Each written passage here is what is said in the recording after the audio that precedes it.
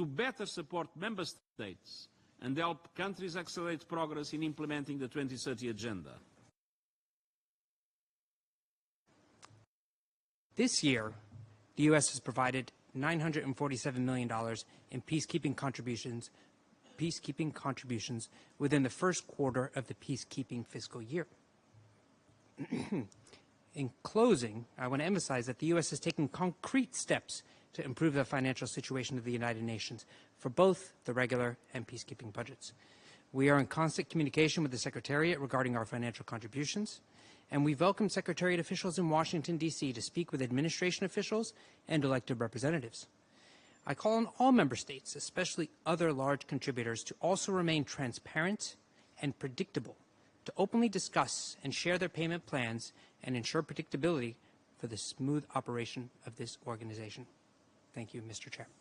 Thank you very much, my distinguished colleague, for this very important statement on behalf of the largest contributor to the UN budget and peacekeeping operations. If there are no further comments, we have thus concluded our consideration of this item at this stage. Before I adjourn,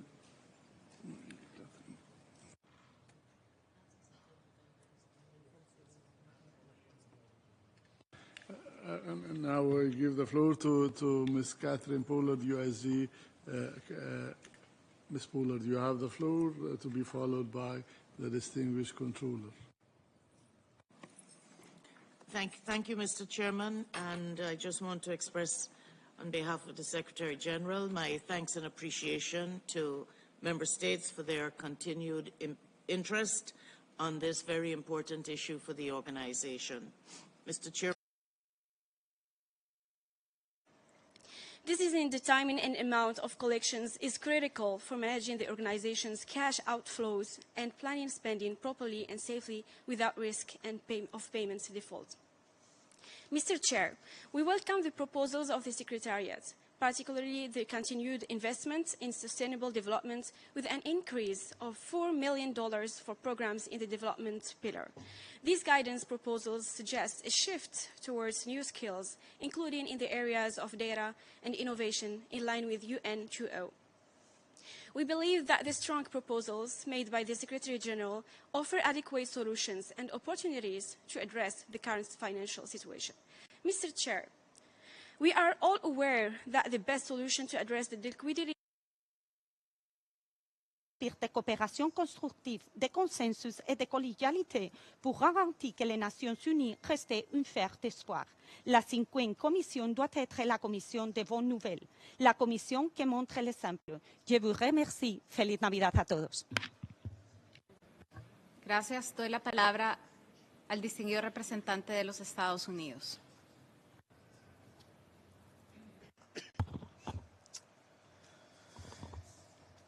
First, let me thank the Chair for your leadership in driving us to this successful outcome, to your team and to the hardworking Bureau staff who have supported our work throughout these long months, weeks, and hours.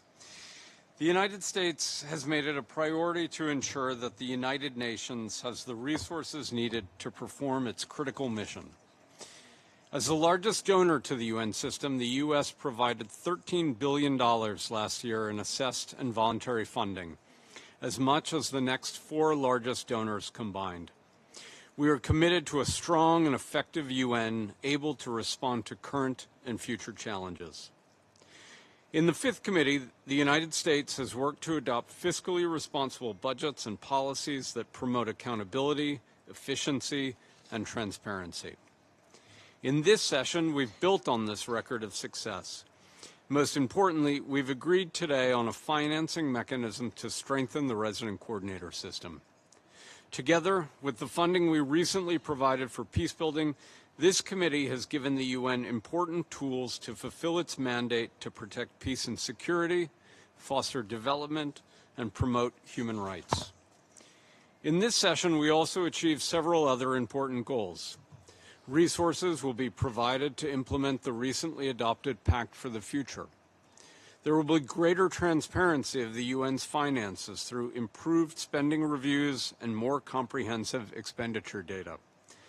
And cost containment will be a guiding principle when determining staff compensation, which could save millions of dollars in